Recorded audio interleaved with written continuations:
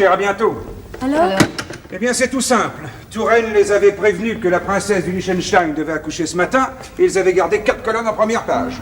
Au moment de boucler leur numéro, il n'y avait pas de prince et pas de princesse. Cette histoire est arrivée à point. À la place d'Henri ou d'Amélie, ils ont collé Auguste.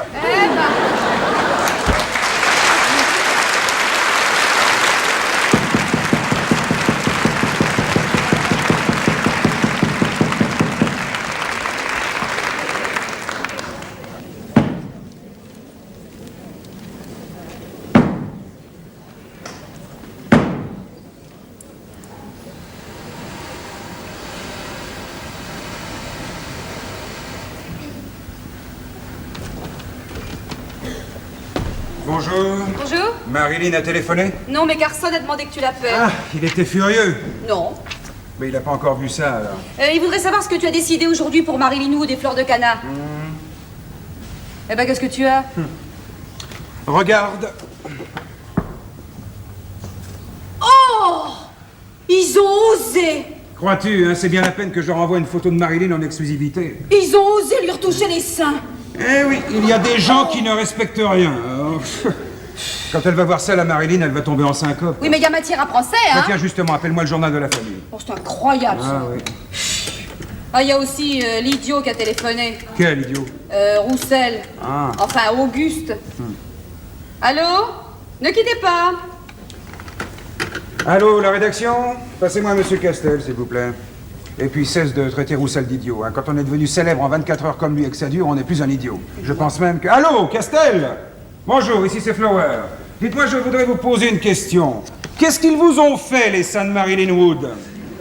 Rien? Mais alors pourquoi les avoir ainsi retouchés? Vous les avez vus sur votre photo, ils sont méconnaissables. Alors ne vous demandez... Alors, justement, ils vont sûrement vous demander de dommages et intérêts. C'est ça, oui. Et puis si vous n'êtes pas content, c'est pareil. Au revoir, monsieur. Que les vandales. Je t'appelle Carson. Oui, j'espère qu'il n'a pas encore vu la photo. Et donc, qu'est-ce qu'il a dit, Roussel? Roussel, il a dit qu'il allait passer te voir. Ah bah tant mieux, ça tombe bien. Allô? Allô? Monsieur Carson? Allô, monsieur Carson, bonjour, ici c'est Flower. Et comment ça va?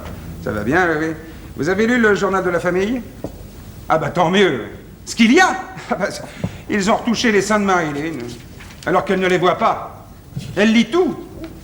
Alors faites qu'elle ne soit pas trop fâchée, hein? Ce qu'il y a de nouveau aujourd'hui? Le programme d'aujourd'hui pour elle est Fleur de Cana. Ah bon, voilà, oui. Eh bien mon cher, j'attaque la guerre des nerfs. Tout le monde sont persuadés qu'ils sont amoureux fous l'un de l'autre. Oui, oui. Alors dès ce soir, je frappe un grand coup. Marilyn va au bal de l'opéra avec la célébrité du jour, Auguste Roussel. Ah, n'est-ce pas que c'est très bon? Oui, oui, oui, j'étais sûr que ça vous plairait. C'est ça, oui. Au revoir, mon cher, à bientôt. Ah, tu vois que tu avais tort de traiter Roussel d'idiot. Et Roussel est d'accord? Oh, bah alors ça, j'en fais mon affaire. Tu sais que c'est assez astucieux, cette soirée Marilyn Roussel? Assez astucieux, en effet, et tu ne sais pas tout. Demain, j'envoie Fleur de Cana à Longchamp avec le nouveau mannequin de chez Dior. Et là, le public se désole. Après-demain, je les envoie dîner à la Tour d'Argent. Et là, le public recommence à respirer.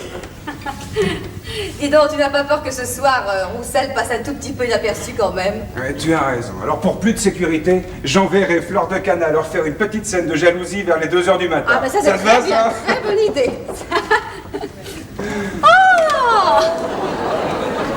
Je vous demande pardon si je vous dérange. Oh! Mais pas du tout, mon cher Roussel, pas du tout. Mais comment vous portez-vous? Ah, ça va mieux. Voyez, ma première visite a été pour vous. Ah, c'est gentil. Et il m'a apporté des fleurs. Oh, écoute, je suis très touchée. Il ne fallait pas. Je vais les mettre dans mon bureau. Alors, mon cher Roussel, on est complètement tapé, hein? Ah, oui. Oh, on peut dire que vous nous avez inquiétés, vous. Ah ben dis donc, c'est que j'ai été secoué. Ah, oui. J'ai été secoué. Pardon. J'ai attrapé, c'est une nouvelle maladie que j'ai attrapée. Sans blague. Une double bronchopneumonie pulmonaire foudroyante. Ouh là là. J'ai dû attraper ça en sortant de l'eau pour moi. oui. Quand le président de la République me serrait la main, ça en finissait plus. C'est quand je suis sorti de chez vous, l'autre jour, je claquais des dents. oui. Quand je suis arrivé à la banque, vite, ils ont téléphoné à l'hôpital. J'avais une fièvre de cheval. Ah, je sais, oui. Vous aviez 40 et 4 dixièmes. Ah oui, mon beau-frère m'en a parlé. lui. Ah oui, oui, oui. Mais il en a acheté toute une collection. lui. À chaque édition, on publiait votre température, hein. Ah oui, à la spéciale dernière, vous aviez 43 dixièmes. À la spéciale résultat des courses, votre état s'était maintenu. Et à la toute spéciale dernière, vous y étiez remonté à 44 dixièmes, dites donc. Mais ça pouvait intéresser les lecteurs, ça. Mais ça intéressait toute la France. Pendant 5 jours, nous avons suivi chaque round de votre combat contre la mort. Ses améliorations, ses aggravations. Tenez, ce fameux remède miracle qui n'existait qu'en Amérique et qu'il a fallu faire venir spécialement par avion. Vous en souvenez, Oh là là. hein? Eh bien, croyez-moi, nous avons suivi cet avion escale par escale. Tout le monde se demandait s'il allait arriver. Et puis un jour, la grande nouvelle est arrivée, vous étiez sauvés. Ce fameux médicament. Eh oui. Ils ont su le lendemain qu'il y avait le même à Maison-Alfort.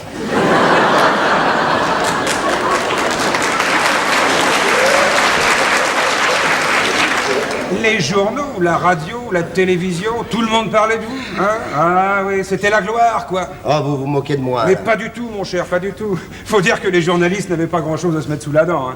Pas de crise ministérielle, pas de Spoutnik, le petit prince du Liechtenstein qui s'obstinait à ne pas naître. Et on a su plus tard que c'était une grossesse nerveuse. Oui. Oh, c'est malheureux. Ah non, croyez-moi, votre aventure était pour eux un très très beau sujet. Et mademoiselle Françoise Martin, elle va bien? Ah, très bien, je vous remercie.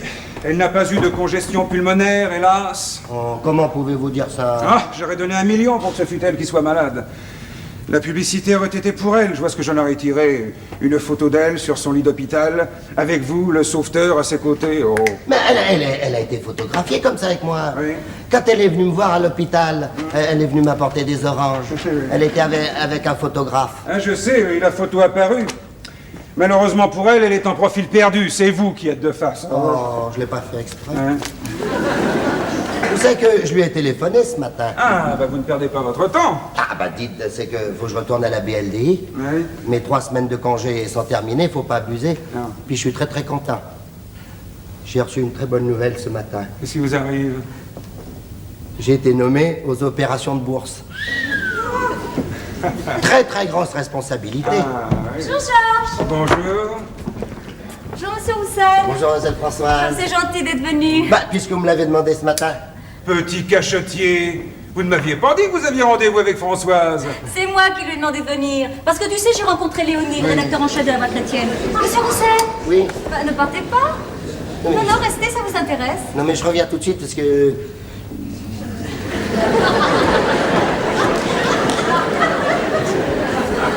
Il veut publier l'histoire de mon suicide. Selon lui, elle vaut au moins 4 pages. 4 pages, ah dis donc c'est beau 4 pages. Surtout que la Voix chrétienne tire à plus de 150 000. Léonie m'a expliqué qu'il voulait publier un conte moral sur les jeunes filles d'aujourd'hui qui croient que le vrai bonheur est de faire du cinéma et qui un jour tombent dans le désespoir. Ah oui, je vois le genre. Oui, je ne l'apprécie pas, mais on n'a pas le droit de négliger 4 pages. Hein. Voilà. Eh, qu'est-ce que c'est ça? Le papier est plus là. Voilà. C'est pour vous, mademoiselle Françoise. Ça, c'est mouillé. C'est pas... Il est allé le rechercher à Jeanne qui avait cru qu'il était pour elle. C'est mouillé, ça, elle était le mettre dans son pot. Merci. Elles sont très jolies. Je les mettrai dans ma chambre. En attendant, comme elles sont un peu humides, je sais pas, t'as pas un pot là? Non, Je vais aller le reporter dans le pot à madame Jeanne.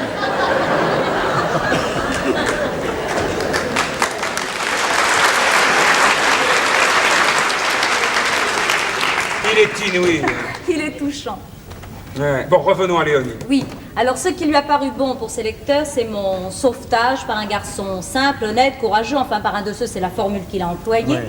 qui ont choisi l'obscurité, mais qui ont gardé le sens des vraies richesses. Ce qui fait que vous êtes encore dans le coup, mon vieux. On va parler à nouveau de vous. Moi? Oui, vous y voyez un inconvénient? Ben, vous parlez franchement, j'aimerais autant qu'on ne parle plus jamais de moi. Mais sans vous, cette histoire est beaucoup moins morale et la Voix chrétienne risque de ne pas la publier. Monsieur Roussel, vous ne pouvez pas encore me faire rater cette chance. Mais qu'est-ce qu'il faudrait que je fasse encore? Une chose très simple, racontez votre vie. Mais à qui? Bah, un journaliste. Mais oui. Oh, c'est délicat. Vous avez pas remarqué, mais moi je suis un peu timide. Oh, Mais monsieur les Roussel. vrais héros sont toujours discrets. Monsieur Roussel, Oui. aujourd'hui il ne s'agit pas que de vous. Il s'agit aussi de mademoiselle Françoise, à qui vous avez fait beaucoup de tort. Dites, si vous vous adressiez à mon beau-frère, Oh. parce que j'ai un beau-frère à Sucy-en-Brie qui est très intelligent. Il est volubile, il a l'habitude de parler. Voyons, mon cher, parlons net. Vous avez peur de dire des bêtises? Voilà. Eh bien, c'est un scrupule que je comprends et qui vous honore. Bon, si vous voulez, je recevrai ce journaliste à votre place, ça va? Ah ben, je Et préfère voilà, ça. vous n'avez qu'à raconter votre vie à monsieur Flower et il se chargera de la répéter. vérité. D'accord. Voilà. C'est entendu? Ça va, ça me sied. Alors, je vous écoute. Je vous écoute. Racontez-moi votre vie par le commencement. Tout de suite, là? Ah oui, ne perdons pas de temps.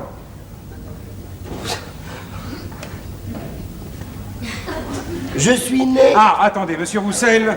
Monsieur Roussel, nous devons tenir compte de ce fait. Ce n'est pas à ce journaliste que nous allons raconter votre vie, ni à ce reporter, ni à Léonie, mais aux lecteurs de Léonie. Et les lecteurs de Léonie ont des idées, des opinions et des goûts. Et les articles que lui propose Léonie doivent tenir compte des idées, des opinions et des goûts de ses lecteurs. Hein?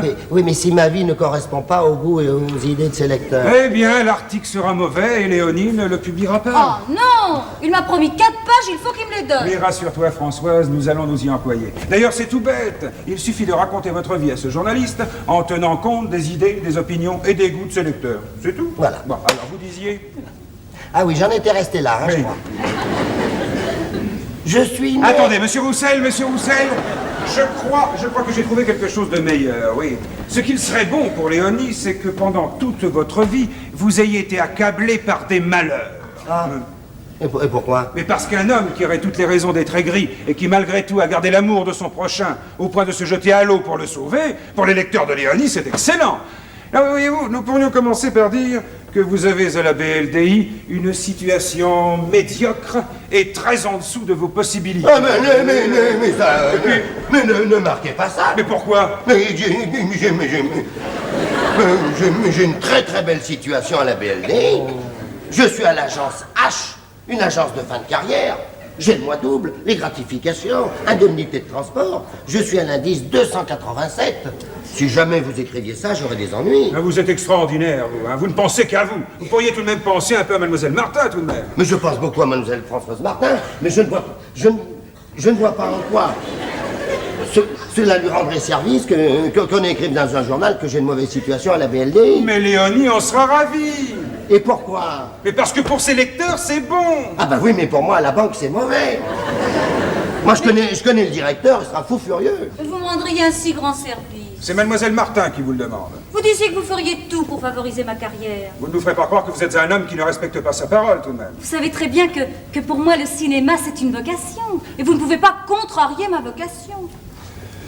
Écoutez, vous me rendez pas compte des propos que vous voulez me faire tenir. Enfin, écoutez, allez dire j'ai une mauvaise situation à la BLDI au moment où je passe aux opérations de bourse. Mais si, je me rends compte, au contraire. Je sais que je vous demande un grand sacrifice. Mais c'est parce que je vous considère comme un grand ami. C'est vrai?